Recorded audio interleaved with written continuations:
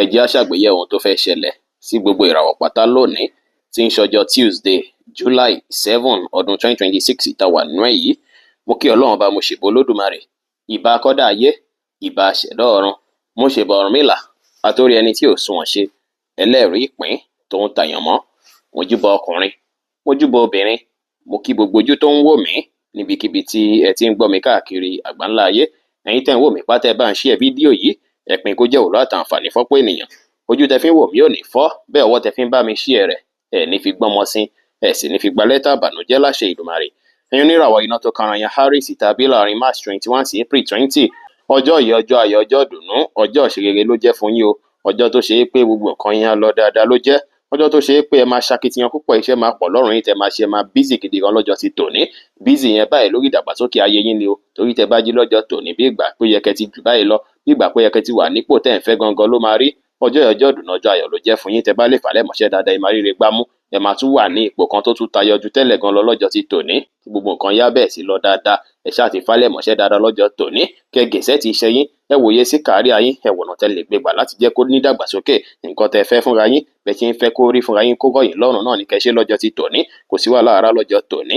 Iṣẹ́ á lọ bó ṣe yẹ kó lọ, ìbáṣepọ̀ yín á dùn àlárinrin, ire wá wọlé fún yín lọ́jọ́ ti tòní. Ṣùgbọ́n má fọwọ́ le koko mú nǹkan lọ́jọ́ ti tòní, ẹ sì má ṣe gbéraga, kẹ́ ní ìrẹ̀lẹ̀ dára, ẹ sì jìnnà sí pàǹpẹ́yàn figagbága lọ́jọ́ tòní pẹ̀lú agbára lọ́jọ́ tòní. Kẹ́ kíyèsára, rẹ́ẹ̀dì jẹ́ kọ́lọ́ tó dára jù fún yín láti wọ̀ láṣọ lónìí. Aago 7 kù ìṣẹ́jú 15 láàárọ̀ sí aago 8 kù ìṣẹ́jú 5 láàárọ̀ jí àkókò èyí tó dára jù fún yín tí ń ṣe lucky hour fún yín lénìí. Lucky nọ́mbà yín lénìí jẹ́ nọ́mbà 6. Àkókò gbígbàdúrà yín lọ́jọ́ tòní jẹ́ aago 9 alẹ́ sí aago 10 alẹ́. Apá west dára láti kọrí sí, láti ṣe prayer àti láti wó orí lọ́jọ́ tòní. Sí rè ìlera ara yín á jí pépé, ṣùgbọ́n kíyèsára, ẹ má gbé nǹkan tó pọ̀ sórí torí orí fífọ́ lọ́jọ́ ti tòní. Oníràwọ̀ ìgbàlámọ̀ Taurus tàbí láàrin April 21 sí May 20, ọjọ́ yìí ọjọ́ ìdùnnú, ọjọ́ ayọ̀, ọjọ́ oríire ló jẹ́ fún yín. Oníràwọ̀ ìgbàlámọ̀ Taurus tàbí láàrin April 21 sí May 20, ọjọ́ yìí ọjọ́ ayọ̀, ọjọ́ ìdùnnú, ọjọ́ oríire ló jẹ́ fún yín. Ṣùgbọ́n ó ṣeé ṣe kí ẹ máa kẹ́fín bí ìgbà pé ẹ fẹ́ máa fi spiritual bákan ọ̀pọ̀lọpọ̀ yín lọ́jọ́ ti tòní. Ọ̀pọ̀ yín bí ìgbà pé kẹ́ wà lẹ́yìn nìkan kẹ́ dárò gbèsè ayé yín ló máa rí. Á dàbí ìgbà pé kí ẹ wọnú ilé, kẹ́ má wulẹ̀ jáde lọ́jọ́ ti tòní, kẹ́ má wulẹ̀ bẹ́ẹ̀ nìkan kan ṣe lọ́jọ́ tòní, bí kẹ́ isolate ara yín ló máa rí lọ́jọ́ tòní. Ó dára kẹ́ ṣe bẹ́ẹ̀, ẹ mọ̀ dájú pé ara yín béèrè fún àsìkò láti ṣe prayer, àsìkò láti súnmọ́ Ọlọ́run, àsìkò láti bá àwọn akẹgbẹ́ yín sọ̀rọ̀, àsìkò láti bẹ́lẹ̀dá yín mú, láti béèrè nǹkan tẹ́ ẹ̀ ń fẹ́ lẹ́wà yìí o. Àsìkò yìí ẹ rí dájú pé ẹ jọ̀wọ́ ẹ̀ṣẹ̀ yín, àwọn kan tó bá dàbí ìgbà pé ti ṣe lẹ́ṣẹ̀, ẹ rí dájú pé ẹ ṣe prayer fún ìforíjì k'Ọlọ́run Olódùmarè kó foríjì yín. Ọjọ́ ìjọ tó ṣe é pé ẹ ní láti tọrọ àforíjì lọ́wọ́ Ọlọ́run bá tó dá yín. Ẹ jọ̀wọ́ ẹ̀ṣẹ̀ yín, àwọn tó bá dàbí ìgbà pé ẹ̀ṣẹ̀ tẹ́lẹ̀tẹ́lẹ̀ náà tẹ́ ń wò pé nǹkan tí mo dẹ̀ ṣe fún lágbájá yìí ò dára, ẹ wá àyè láti tọrọ àforíjì. Bẹ́ẹ̀ sì làwọn tó bá ṣe pọ́ sẹ́yìn náà tẹ́lẹ̀ lọ́jọ́ tòní, ẹ try láti foríjì wọn, kẹ́ jẹ́ kọ́kàn yín mọ́, kẹ́ jẹ́ kínú yín mọ́ lọ́jọ́ ti tòní. Ọjọ́ ìjọ tó ṣe pé ó dára kẹ́ fi ṣe prayer, kẹ́ sì fi ṣe preparation lórí àwọn kankan tí ẹ ń gbé yín lọ́kàn lásìkò yìí pé ó yẹ kí n ti dà, ó yẹ kí n ti dì báyìí. Ẹ bẹ̀rẹ̀ sí ṣe preparation sí lábẹ́nú, ẹ bẹ̀rẹ̀ sí wọ̀nà tẹ́ lè gbégbà. ìní dára púpọ̀ fún yín láti fi ṣèwádìí nípa ìgbésí ayé yín náà. Gbogbo ohun tí ẹ bá rí ó ṣeé ṣe kí ó ran ìgbésí ayé yín lọ́wọ́ ní àsìkò yìí. Àsìkò rere làsìkò yìí jẹ́ fún yín, ṣùgbọ́n kó jẹ́ spiritual day ni. Ẹ fẹnu àṣẹ yẹn fi ṣe prayer dáadáa lọ́jọ́ tòní. Àṣẹ wà lórí ahọ́n yín, ire sì lè wọlé dáadáa fún yín lọ́jọ́ tòní. Ẹ bá ti jí láàárọ̀, ẹ ṣàdúrà ṣáájú. Bẹ́ẹ̀ sì ni àsìkò prayer time yín tó jẹ́ aago 11 kù ìṣẹ́jú 10 ní àṣálẹ́ sí aago 12 kù ìṣẹ́jú 10 ní àṣálẹ́ òní náà, ẹ lè fi ṣe prayer náà pẹ̀lú, kò sí wàhálà. Iṣẹ́ á lọ dáadáa lọ́jọ́ tòní, ìbáṣepọ̀ yín àti olólùfẹ́ yín á dára, bẹ́ẹ̀ sì ni ire owó lè wọlé fún yín lọ́jọ́ tòní pẹ̀lú. Magenta jẹ́ kọ́lọ́ tó dára jù fún yín láti wọ̀ láṣọ lónìí. Aago 8 kù ìṣẹ́jú 5 láàárọ̀ sí aago 10 kọjá ìṣẹ́jú 10 láàárọ̀ jí àkókò èyí tó dára jù fún yín tí ń ṣe lucky hour fún yín lénìí. Nọ́mbà 1 jẹ́ lucky nọ́mbà yín lọ́jọ́ tòní o, tó sì jẹ́ pé apá east dára láti kọrí sí tẹ́ bá fẹ́ ṣe prayer tàbí tẹ́ bá fẹ́ wà nú lọ. Bákan náà ìlera ara yín á jí pépé, ó kàn ṣeé ṣe kí ẹ fẹ́ máa kẹ́fín pé bóyá ẹsẹ̀ yún yín bákan tẹ́lẹ̀ ń fún yín ní signal. Tó bá jẹ́ sí ọ̀tún, ó ṣeé ṣe kí ẹ rìnrìn àjò ire. Bẹ́ẹ̀ sì ni tó bá jẹ́ ẹsẹ̀ òsì ni, ó ṣeé ṣe kó ṣe pé ọ̀tá yín fẹ́ kan àbùkù kan lásìkò yìí. Kẹ́ ṣe prayer k'Ọlọ́run má jẹ́ kẹ́ kan àbùkù, kẹ́ má rí wàhálà, kẹ́ má rí dààmú, kẹ́ má bára yín ní ipò tí ẹ fẹ́ ní wàhálà láṣẹ Ọlọ́run bá. Ṣètọ́jú ara yín tó bá ṣe níbi kẹsùn lọ́jọ́ ti tòní, kò sí wàhálà, kò sí ìdààmú. Oníràwọ̀ afẹ́fẹ́ aláwàdà Gemini tàbí láàrin May 21 sí June 21, ọjọ́ yìí ọjọ́ ìdùnnú ló jẹ́, ọjọ́ ayọ̀ ló jẹ́ látàrí pé ìbáṣepọ̀ yín àti àwọn èèyàn tó rọ̀gbà yín ká bẹ̀ sí wọnú ara dáadáa. Ìfọ̀rọ̀wérọ̀ tó jágere máa wáyé láàrin yín. Púpọ̀ ni ó ṣeé ṣe kẹ́ rí support dáadáa lọ́jọ́ tòní látọ̀dọ̀ àwọn ènìyàn. àwọn tó ṣe é pọ̀ fi bẹ́ẹ̀ báyìí ṣe látijọ́ mẹ́ta ó ṣe ṣe kọ́ bẹ́ẹ̀ sì báyìí ṣe padà kí ìbáṣepọ̀ yín wọnú ara. Ẹni tó bá wá lọ́jọ́ tòní tó jọ méèyàn tuntun ẹ rí dájú pé kíyèsára pẹ̀lú wọn tó rọ́dàlẹ̀ ló máa fẹ́ jẹ́ lọ́jọ́ iwájú kẹ́ kíyèsára lọ́jọ́ tòní. Ọjọ́ yìí ọjọ́ ìdùnnú ló jẹ́ láti fi polówó ọjà yín, láti fi bá àwọn èèyàn ṣe nǹkan kíkan tẹ́ bá ń ṣe ẹ nẹ́tíwọ́ọ̀kì ẹ polówó fáwọn èèyàn pé lágbájá mò ń ṣe nǹkan ìtàmẹ̀dù mò ń ṣe nǹkan yìí, ó lè ràn yín lọ́wọ́ láti jẹ́ kó ètè búrẹ́kẹ́. Ọkàn yín á wá balẹ̀ lọ́jọ́ tòní tó ṣe é pé ẹ máa rí gbárùkù tí tẹ́ ẹ̀ ń fẹ́ tó ṣe é pé ẹ máa ráwọn èèyàn fi ṣe aṣọ yìí ṣe aṣọ ẹ̀yẹ lọ́jọ́ tòní. Gbogbo á lọ dáadáa, iṣẹ́ á lọ bó ṣe yẹ kó lọ, ìbáṣepọ̀ yín àti olólùfẹ́ yín á dùn alárinrin, ire owó lè wọlé fún yín lọ́jọ́ tòní. Lavender jẹ́ kọ́lọ̀ tó dára jù fún yín láti wọ̀ láṣọ lónìí. Aago 10 kọjá ìṣẹ́jú 10 láàárọ̀ sí aago 12 kọjá ìṣẹ́jú 15 ní ọ̀sán jí àkókò èyí tó dára jù fún yín tí ń ṣe lucky hour fún yín lénìí.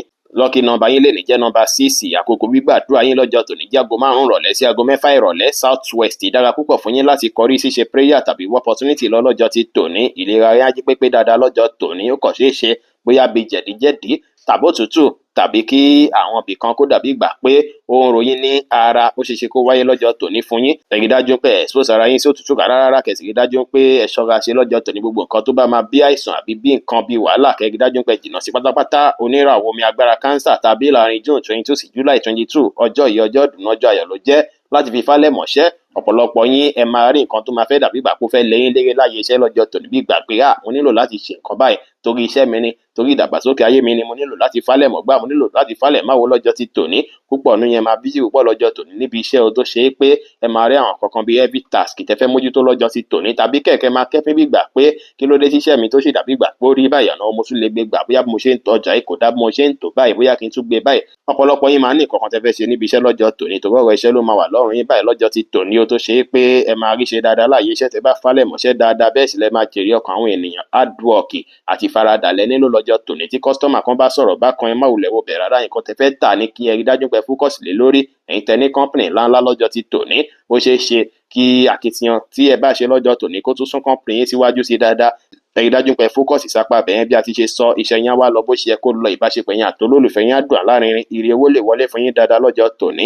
Burgundy jẹ́ kọ́lọ̀ tó dára jù fún yín láti wọ̀ láṣọ lónìí. Aago 12 kọjá ìṣẹ́jú 15 ní ọ̀sán sí aago 3 kù ìṣẹ́jú 15 ní ọ̀sán jí àkókò èyí tó dára jù fún yín tí ń ṣe lucky hour fún yín lénìí. Lucky nọ́mbà yín jẹ́ nọ́mbà 7. Bẹ́ẹ̀ sì ni àkókò àti ṣe prayer yín lọ́jọ́ tòní tádùá yín ṣeéṣe kó dìtẹ́wọ́gbà náà ní aago 1 kù ìṣẹ́jú 10 ní òru gànjọ́ sí aago 2 kù ìṣẹ́jú 10 ní òru gànjọ́. Apá náà ti dára láti kọrí sí láti ṣe prayer yìí tàbí láti wọ́n opportunity lọ. Ìlera rí ají pépé dáadáa lọ́jọ́ ti tòní, ṣùgbọ́n ṣeéṣe káwọn míì nu yín kí àwọn bí erunkún àbí àwọn joint kó bẹ́ẹ̀ sì máa ròyìn bákan bákan. Bẹ́ẹ̀ sì ni ara yín lè wà sensitive bákan lọ́jọ́ ti tòní. Tí nǹkan bá jẹ yín lára ó lè sáré lé pàǹpà lọ́jọ́ tòní. Bẹ́ẹ̀ sì ni ẹ lè fara hàn kọ́ lọ́jọ́ ti tòní tẹ́ bá kíyèsára. Ẹ jìnnà sí òtútù lọ́jọ́ ti tòní àti ooru tó bá ti pọ̀ jù. Bẹ́ẹ̀ sì ni ẹ máa rìn níbi tó ṣe é pé nǹkan ti lè há yín lára tàbí tí nǹkan lè gé yín jẹ lára lọ́jọ́ tòní kẹ́ kíyèsára. Oníràwọ̀ iná tó gbóná rere Leo tàbí láàrin July 23 sí August 22 ọjọ́ yìí ọjọ́ ìdùnnú ọjọ́ ayọ̀ ló jẹ́ ọjọ́ tó ṣe é pé púpọ̀ nínú yín ó ṣeé ṣe kí ẹ rí àwọn èrè ọ̀nà jíjìn kó fẹ́ wọlé fún yín lọ́jọ́ tòní. Àwọn àǹfààní tí ó ṣe é pé ó lè wọlé fún yín látọ̀nà jíjìn lénìí ó lè jẹ́ àwọn àǹfààní ńláńlá. Ó lè jẹ́ opportunity owó, ó lè jẹ́ opportunity ìmọ̀, ó lè jẹ́ opportunity ìkéyìí. Ẹ lè ní àwọn customer káàkiri ayé lọ́jọ́ ti tòní. Nǹkan kíkan tẹ́ bá wá ń ṣe lè fúnra lára yín polówó ẹ̀ kiri ayé lọ́jọ́ tòní. Opportunity náà lè wọlé tọ̀yìn wá. Ohun téèyàn bá náwó fún léèyàn tẹ́wọ́ gbà lọ́jọ́ ti tòní. Ẹ rí dájú pé ẹ showcase talent yín fáráyé. Ẹ̀kàn tẹ́lẹ̀ creative sign lẹ́yìn tẹ́ ń lò ràwọ̀ yìí jẹ́ ẹwà creative láti ilẹ̀ tẹ́lẹ̀ náà. Creativity yín ẹ rí dájú pé ẹ lò lórí ohunkóhun tí ẹ bá ń ṣe kéènì lè lọ dáadáa. Ẹ bá àwọn èèyàn sọ̀rọ̀ pẹ̀lú ìfẹ́ àti àlàáfíà àti ìrọ̀rùn. Bẹ́ẹ̀ sì ni ó ṣeé ṣe kí ènìyàn nílò advice yín lọ́jọ́ tòní. Ẹ fún wọn torí ọ̀rí ń pẹ́ wà brilliant dáadáa lọ́ ṣe béèrè ẹ fún wọn lọ́jọ́ tòní. Nǹkan tẹ́ bá kọ́ wọn yẹn ó ṣeé ṣe kó ràn wọ́n lọ́wọ́ tó ṣe pọ́n máa fi dúpẹ́ títí ayérayé. Ọjọ́ yìí ọjọ́ ìdùnnú ọjọ́ ayọ̀ ló jẹ́ láti fi bá gbogbo èèyàn ṣe. Ọjọ́ tẹ́ máa tún free ló jẹ́ tó ṣe pé gbogbo yín báyìí freedom lẹ́ẹ̀ máa wá lọ́jọ́ tòní. Bí ìgbà pẹ́ lè ṣe nǹkan tó wù yín lásìkò tó wù yín báyìí ló máa rí tẹ̀ ní fẹ́ kí nǹkan kan dín yín lọ́wọ́ rárá. Ẹ sì ní gìdíwọ́ ẹ ní gìdìnà lórí ohunkóhun. Ọjọ́ yìí dára púpọ̀ fún yín o, iṣẹ́ á lọ bó ṣe yẹ kó lọ.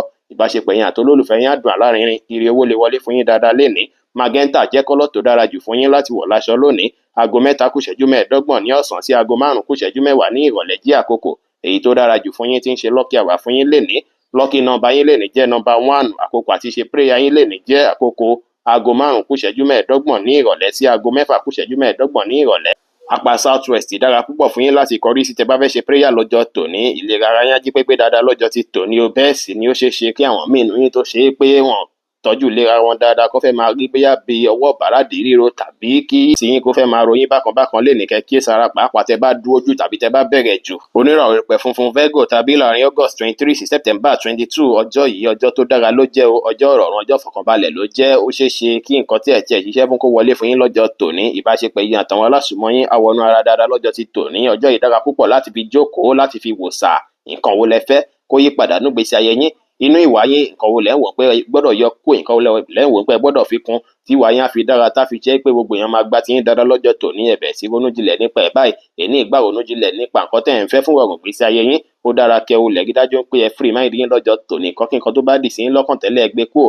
Ẹ má fèní gbé nǹkan sọ́kàn ju bó ṣe yẹ lọ kó má bàa máa fa ìrònú àròkàn. Ẹ free mind yín, ẹ free gbogbo èèyàn yín. Kẹ́ni tó bá ṣe pé bóyá ó ṣẹ̀yìn ẹ rí dájú pé ẹ clear mind yín lọ́jọ́ tòní kẹ́ foríjì wọ́n. Ẹ rí dájú pé ẹ ṣe dáadáa sí gbogbo ènìyàn ọjọ́ tòní. Àwọn èèyàn fẹ́ bá yín ṣe púpọ̀ lọ́jọ́ ti tòní. Bẹ́ẹ̀ sì lẹ́yìn tó bá ṣe pé ẹ̀ ń ṣiṣẹ́ tó jọmọ́ partnership eré lè wọlé dáadáa níbẹ̀ dáadáa lọ́jọ́ ti tòní. Bẹ́ẹ̀ sì ni ó ṣeéṣe kẹ́ ráǹfààní lára ọkọ àbí lára partner yín tẹ́jọ́ ń ṣiṣẹ́ lọ́jọ́ ti tòní. Ó sì ṣeéṣe kó ṣe pọ́dà jẹ́ńtà yín ló máa ṣe yín lóge dáadáa lọ́jọ́ tòní tàbí tó máa bá yín dúnàádúrà jùlọ lọ́jọ́ ti tòní. Ọjọ́ ìdára púpọ̀ láti fi bá àwọn èèyàn ṣe ní pẹ̀lúpẹ̀lú. Ó dára kẹ́ tún fi ronú jinlẹ̀ nípa láìfù yín kẹ́ fi mú kankan jáde tó ṣeéṣe kó ràn gbèsè ayé yín lọ́wọ́. Introspection day lọ́jọ́ tòní jẹ́ fún yín. Ó dára kẹ́ introspection yìí lè jẹ́ ètò ṣe pa ìgbésí ayé yín padà. Tẹ́ bá lọ bí iṣẹ́ yín á lọ bó ṣe yẹ kó lọ, ṣùgbọ́n kì í ṣe pé bóyá stress rẹpẹtẹ lẹ fẹ́ ṣe lọ́jọ́ tòní kẹ́ tó rí ṣe. Ìwọ̀nba iṣẹ́ lẹ máa ṣe tó ṣe pé á wọlé fún yín. Bẹ́ẹ̀ sì ni ìbáṣepọ̀ yín àti olólùfẹ́ yín á dùn á wọnú ara dáadáa lọ́jọ́ tòní. Pink jẹ́ kọ́lọ̀ tó dára jù fún yín láti wọ̀ láṣọ lónìí. Aago 5 kù ìṣẹ́jú 10 ní ìrọ̀lẹ́ sí aago 7 kọjá ìṣẹ́jú 13 ní àṣálẹ́ jí àkókò. Èyí tó dára jù fún yín tí ń ṣe lucky hour fún yín lénìí. Lucky number yín lénìí jẹ́ number 2. Àkókò àti ṣe prayer yín jẹ́ àkókò aago 10 kù ogún ìṣẹ́jú láàárọ̀ sí aago 11 kù ogún ìṣẹ́jú. Southwest dára púpọ̀ fún yín láti kọrí sí, láti ríge gbámú, láti ṣe prayer. Bẹ́ẹ̀ sì nílé rárá yá jí pépé dáadáa lọ́jọ́ tòní. Ṣùgbọ́n àwọn nǹkan tó dàbí jẹ̀díjẹ̀dí ó ṣeéṣe kó fẹ́ ṣe yín lọ́jọ́ tòní. Ó bóyá kẹfẹ́ máa yàgbẹ́ líle lọ́jọ́ tòní. Ẹ rí dájú pé ẹ mú mi dáadáa lọ́jọ́ ti tòní. Bẹ́ẹ̀ sì ní lọ́jọ́ tòní ẹ rí dájú pé ẹ jìnnà sí unprotected sex lásìkò yìí kó má bàa bí nǹkan tó dàbí infection. Kẹ́ kíyèsára púpọ̀ lọ́jọ́ ti tòní. Ẹ rí dájú pé wà ní ìmọ́tótó ló lè ṣẹ́gun àrùn gbogbo. Oníràwọ̀ afẹ́fẹ́ má rí mi fín Libra tàbí láàrin September 23 sí October 22. Ọjọ́ yìí ọjọ́ tó dára ló jẹ́ fún yín. Láàrin ẹ̀yin àti olólùfẹ́ yín ìbáṣepọ̀ yín á dùn láàrin. Ó ṣeé ṣe lọ́jọ́ ti tòní kí olólùfẹ́ yín fẹ́ ṣakitiyan láti fojú yín mọ́ra láti fìfẹ́ hàn sí yín dáadáa. Ẹ máa rí ìfẹ́ dáadáa lọ́jọ́ tòní. Ẹ̀yin náà ẹ nawọ́ ìfẹ́ sí wọn padà. Ọjọ́ ìfẹ́ lọ́jọ́ tòní jẹ́. Ẹ tún lè fi correct àwọn kọ̀ọ̀kan láàrin ẹ̀yin àti olólùfẹ́ yín. Ẹ mọ̀ dájú pé àsìkò yìí àsìkò téèyàn lè foríjì olólùfẹ́ ẹni ni. Ẹ foríjì wọn fáwọn nǹkan tó bá ṣe pọ́n ti ṣe fún yín sẹ́yìn. Bẹ́ẹ̀ sì ni tó bá ṣe pé ẹ̀yin náà ṣẹ̀wọ̀n ẹ̀mẹ̀ṣẹ̀ yín lẹ́sẹ̀ kẹ́ take responsibility kẹ́ sì ready láti correct ẹ̀ káàrin yín lè gúnrégé. Àsìkò yìí àsìkò tó lè mú kí ìbáṣepọ̀ yín àti olólùfẹ́ yín gúnrégé ni o. Ìbáàjọ́ àjọ olólùfẹ́ yín ìbáàjẹ́ àárín ẹ̀yin àtọ̀gá kan ló dàbí ìgbà pé kò rọgbọ. Ẹ rí dájú pé wá gbogbo ẹ ṣe fẹ́ rọrùn lọ́jọ́ tòní. Ọjọ́ ìfẹ́ lọ́jọ́ tòní jẹ́. Ẹ nawọ́ ìfẹ́ sáráyé káwọn aráyé náà nawọ́ ìfẹ́ sí yín padà. Iṣẹ́ kíṣẹ́ tẹ́ bá ń ṣe á gbòòrò dáadáa tẹ́ bá lo ìfẹ́ lọ́jọ́ tòní o. Iṣẹ́ yín á lọ dáadáa, ìbáṣepọ̀ yín àti olólùfẹ́ yín á dùn lárinrin. Ire owó lè wọlé fún yín dáadáa lénìí. Rose pink jẹ́ kọ́lọ̀ tó dára jù fún yín láti wọ̀ láṣọ lónìí. Aago 7 kọjá ìṣẹ́jú 13 ní àṣálẹ́ sí aago 9 kù ìṣẹ́jú 5 ní àṣálẹ́ jí àkókò. Èyí tó dára jù fún yín tí ń ṣe lucky hour fún yín lénìí. Lucky number yín lénìí number 9 ní. Àkókò àti ṣe prayer yín lọ́jọ́ tòní. Àkókò aago 5 kọjá ọgbọ̀n ìṣẹ́jú ní ìdájí sí aago 6 kọjá ọgbọ̀n ìṣẹ́jú ní ìdájí ní àkókò. Èyí tó dára jù fún yín láti ṣe prayer lénìí. Apá east, apá ilẹ̀ Igbo lọ́hùn, apá ìlà oòrùn dára láti kọrí ṣíṣe prayer tàbí opportunity lọ lénìí. Ìlera ara yín jí pépé. Ẹ̀yin tó bá ṣe pé bóyá wà kí ń tọ́jú ara yín, ó ṣeé ṣe kó dàbí ìgbà pé ara fẹ́ máa ja yín jẹ tàbí kó dàbí ìgbà pé ẹnu yín sáwà bákan bí kẹ́nu máa kànyàn bákan kí tọ́ dàbí ìgbà pé òǹkòrò bákan lè wáyé lọ́jọ́ tòní. Ẹ má jẹ oúnjẹ tó ṣe pé kẹ́míkà lọ́ fi preserve ẹ̀ jù. Ẹ jẹ oúnjẹ tó fresh kẹ́sì mú mi dáadáa lọ́jọ́ tòní dára. Oníràwọ̀ omi tútù Scorpio tàbí láàrin October 23 sí November 22. Ọjọ́ yìí ọjọ́ tó dára ló jẹ́. Ṣùgbọ́n àwọn kọ̀ọ̀kan máa wáyé tó ṣe pé máa fẹ́ máa fi sẹ́ǹsì pé ó dàbí pé mo nílò àtúntò, ó dàbí pé mo nílò àtúnṣe lórí àwọn nǹkan tí mò ń ṣe lójoojúmọ́ yìí. Àwọn iṣẹ́ tí mò ń ṣe báyìí ló yẹ kí n máa ṣe. Bí mo ṣe gbá àwọn kíní ìṣe bó yẹ kó wà lélẹ̀. Ẹ máa fẹ́ máa organize àwọn kọ̀ọ̀kan nínú ìgbésí ayé yín lọ́jọ́ tòní tó sì dára kẹ́ ṣe bẹ́ẹ̀. Èní lọ́jọ́ tó dára púpọ̀ jùlọ fún yín láti fi ronú jinlẹ̀ nípa àwọn nǹkan wo ní òtò, àwọn nǹkan wo lẹ fẹ́ kó tò nínú ìgbésí ayé yín kẹ́sì bẹ̀ sí iṣẹ́ lé lórí. Ẹ máa wá bísí púpọ̀ lọ́jọ́ tòní pẹ̀lú ọ̀pọ̀lọpọ̀ nǹkan tó ṣe pé máa fẹ́ iṣẹ́ láṣẹ dalẹ́ lọ́jọ́ tòní ni. Ẹ rí dájú pé ẹ plan ara yín dáadáa lọ́jọ́ tòní. Ẹ sì gbọ́dọ̀ kí ni méjì bọ́ná lẹ́ẹ̀kan ṣoṣo ẹ̀sìn kan yín ní jẹ̀lẹ̀kẹ́ má bá ṣe mistake lọ́jọ́ tòní. Gbogbo nǹkan á lọ bó ṣe yẹ kó lọ. Tẹ́ bá fètò sí nǹkan dáadáa lọ́jọ́ tòní o. Iṣẹ́ á lọ dáadáa. Ìbáṣepọ̀ yín àti olólùfẹ́ yín á dùn lárinrin. ire owó lè wọlé fún yín tẹ́ bá tẹpá mọ́ṣẹ́ púpọ̀ lọ́jọ́ tòní. Ẹ wá tún wá fojú ẹ̀gbẹ́ kan wò ìlera ara yín, torí ó ṣeé ṣe káwọn míì nínú yín tó ṣe pé wọ́n mójútó ìlera ara wọn látijọ́ mẹ́ta, ó ṣeé ṣe káwọn míì nínú yín kọ́ bẹ̀rẹ̀ sí fẹ́ ṣiṣẹ́ lórí ìlera ara wọn báyìí, tàbí káwọn àìlera fẹ́ yọjú fún wọn lásìkò tó ṣe pé wọ́n máa nílò láti fálẹ̀ mọ́ àìlera tó bá yọjú lọ́jọ́ tòní. Deep pink jẹ́ kọ́lọ̀ tó dára jù fún yín láti wọ̀ láṣọ lónìí. Aago 9 kù ìṣẹ́jú 5 ní àṣálẹ́ sí aago 11 kù ìṣẹ́jú 10 ní àṣálẹ́ jí àkókò èyí tó dára jù fún yín tí ń ṣe lucky hour fún yín lénìí. Lucky number yín lénìí number 2 ní àkókò àti ṣe prayer yín jẹ́ àkókò aago 6 kọjá 30 ìṣẹ́jú láàárọ̀ sí aago 7 kọjá 30 ìṣẹ́jú láàárọ̀. Ibi tẹ́ máa kọrí sí tàdúrà yín ti lè tìtẹ́wọ́gbà náà ní apá west, apá ìwọ̀ oòrùn. Ẹ lè wá opportunity náà lọ sápá abẹ́yẹn, kò sí wàhálà. Ìlera ara yín á jí pépé dáadáa lọ́jọ́ ti tòní. Ọ̀pọ̀lọpọ̀ yín ó ṣeé ṣe kí ìsàlẹ̀ inú máa dùn yín, kí ìsàlẹ̀ inú máa kan yín, àbí kí inú máa run yín bákan lọ́jọ́ tòní. Bẹ́ẹ̀ sì nínú lè máa ta yín, gbogbo nǹkan tó jọmọ́ tinú lè ṣẹlẹ̀ sí yín lọ́jọ́ ti tòní. Pàápàá yín tẹ́ bá ní ọ́sà tẹ́lẹ̀tẹ́lẹ̀, kẹ́ dájú pé ẹ jẹun dáadáa. Ẹ wá jìnnà sáwọn nǹkan tó dàbí carbonated drink lọ́jọ́ tòní, tàbí àwọn oúnjẹ tó ṣe é pé ẹ mọ̀ pé kò bá yín lára mu tẹ́lẹ̀, jìnnà sí. Oníràwọ̀ inú àtùpà Sagittarius tàbí láàrin November 23 sí December 22. Ọjọ́ yìí ọjọ́ tó dára ló jẹ́, ọjọ́ ìdùnnú, ọjọ́ ayọ̀ ló jẹ́ pẹ̀lú. Ọ̀pọ̀lọpọ̀ yín ẹ máa lóhun tẹ́ fẹ́ ṣe lọ́jọ́ tòní tó ṣe é pé tẹ́ bá ṣe sí lọ́jọ́ tòní á mú yín gbayì, á mú yín dẹni ẹ̀yẹ, á mú yín ní recognition láwùjọ. Àwọn èèyàn á dá yín mọ̀ sí dáadáa mọ́ṣẹ́ tẹ̀ ń ṣe lọ́jọ́ tòní. Customer máa wọlé dáadáa sí. Àwọn èèyàn á ro kàn pé lágbájá lówó tí kì í gbéṣẹ́ fún lọ́jọ́ tòní pẹ̀lú bẹ́ẹ̀ ṣe ń ṣiṣẹ́ sí. Ẹ rí dájú pé ẹ fókọ̀sì dáadáa lórí iṣẹ́ yín dáadáa lọ́jọ́ tòní o, kí iṣẹ́ yín lè lọ bó ṣe yẹ kó lọ. Ẹ máa wà creative púpọ̀ lọ́jọ́ tòní. Creativity yẹn, àwọn nǹkan tẹ̀ ń wò pé kíní yìí nídìí àtúnṣe, nǹkan yìí nídìí kí n fálẹ̀ mọ́, ẹ wá fálẹ̀ mọ́ dáadáa lọ́jọ́ ti tòní. Kẹ́ lè ege gbámú kọ́kàn lè balẹ̀. Àwọn èèyàn àgbà tí yín púpọ̀ lọ́jọ́ tòní o. Customer nífẹ̀ẹ́ yín, ẹ̀yin náà nífẹ̀ẹ́ wọn dáadáa lọ́jọ́ ti tòní. Ó ṣeé ṣe níbi iṣẹ́ tẹ̀ ń ṣe gan kó fẹ́ kàn sí da yín pé lágbájá bóyá ká fún nípò sí, àbí bóyá ká bá wá àwọn customer míì kí n tún polówó ẹ̀ fáwọn míì lọ́jọ́ tòní. Creativity yín ó máa fi yín sípò tó dáa lọ́jọ́ tòní. Ẹ má wá gbéraga, kẹ́ ní ìrẹ̀lẹ̀ ló dára. Ẹ sì máa tàṣe jù ohunkóhun. Ẹ ń ṣèkọ́ yín níwọ̀ntúnwọ̀nsì lọ́jọ́ tòní. Ọjọ́ tòní lè lọ dáadáa. Iṣẹ́ yín á lọ bó ṣe yẹ kó lọ. Ìbáṣepọ̀ yín àti olólùfẹ́ yín á dùn lárinrin. Ire owó lè wọlé fún yín dáadáa lọ́jọ́ tòní. Orange jẹ́ kọ́lọ̀ tó dára jù fún yín láti wọ̀ láṣọ lónìí. Aago 1 kù ìṣẹ́jú 10 ní ọ̀sán sí aago 2 kù ìṣẹ́jú 10 ní ọ̀sán jí àkókò èyí tó dára jù fún yín tí ń ṣe lucky hour fún yín lénìí. Lucky number yín jẹ́ number 1 lọ́jọ́ tòní.